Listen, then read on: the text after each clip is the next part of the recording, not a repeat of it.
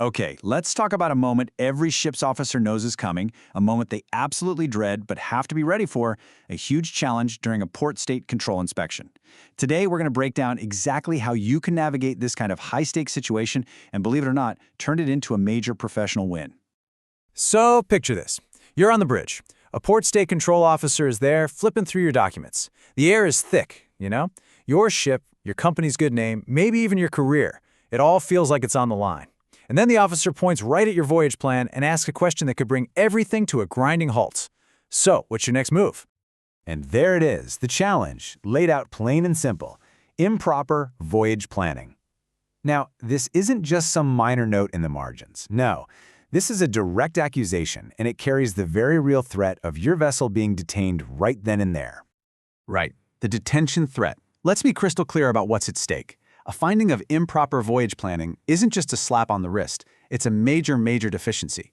It basically calls into question the safety and professionalism of your entire operation. So, for a quick refresher, Port State Control, or PSC, is the authority that makes sure all visiting ships are playing by the international rules. They can spot problems, and in serious cases, they have the power to detain a vessel. And a detention? Well, that means huge costs, crazy delays, and a big black mark on your company's reputation. It's a massive headache you absolutely want to avoid. So, the professional response. How do you even begin the reply without making things worse? Freaking out is not an option. What you need is a calm, structured, and, most importantly, evidence-based defense. Let's watch how Second Officer Dung handles this pressure cooker of a situation. This response is just a masterclass. Seriously, notice the tone. It's polite, it's confident, and it completely shifts the dynamic of the conversation. Instead of getting defensive, the officer offers to demonstrate his competence. He starts by thanking the inspector, he lists his sources, and then he offers to prove his compliance on the spot. Brilliant. Let's really break down why this answer works so well. First, he acknowledges the observation. He doesn't argue, he doesn't get defensive. Then, he cites multiple sources, which just screams thorough preparation. The offer to actually demonstrate the proof live on the ECDIs? That shows total confidence. And wrapping it all up by referencing SOLAS Chapter 5 proves his whole process is built on solid international regulations. It is such a powerful combination. So what's the secret sauce here? What makes this so persuasive? Well, it's a really smart two-part defense. It's not just technically sound, it's also a masterclass in communication. You know, the officer mentions SOLAS Chapter 5, which is basically the international gold standard for safety of navigation. By bringing this up, he's proving he's not just following some internal company policy, he's sticking to the highest global standard for every single mariner out there. And here is that two-part approach in action. On the left, you've got the technical defense. He explains the system. Look, the evidence is logged in the deck log and the SMS, so we don't duplicate it. But then, on the right, comes the persuasive magic. He offers to add a remark to the plan right away. See what that does? It shows cooperation, not conflict.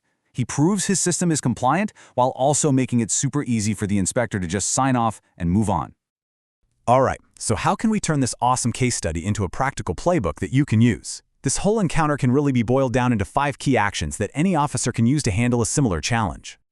Okay, here's your playbook. It all starts with preparation. 1. Document everything in the deck log. 2.